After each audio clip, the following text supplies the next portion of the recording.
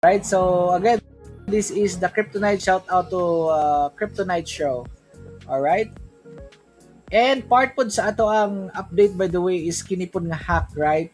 So that is the advantage og naa kay wallet, no, nga dili custodial wallet. So ang atong mga wallets like Pulse Chain wallet, the Pulse wallet, kining nag-post na ni karon, like the Pulse wallet is I know this is a favorite of Brother Cobb.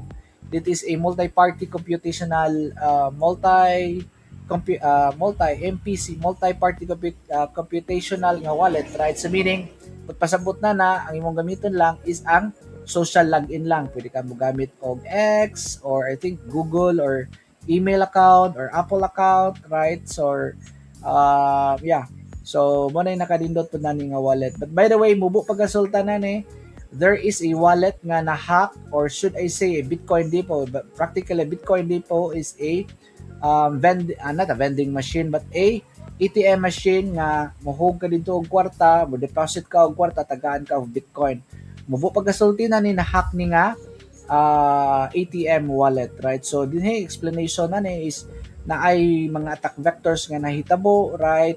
In which wata kasabot daw kung asa padung ang katong mga wallet, or should I say ang katong Bitcoin nga gikawat, or should I say na-hack, and there was a breach nga nahitabo on this one. All right, so these are mga importante nga atong masabtan with regards sa crypto in general, right? So by the way, akong ipakita, right, more or less nagtutok lang ko kay Pinoy Pulse Chain community man.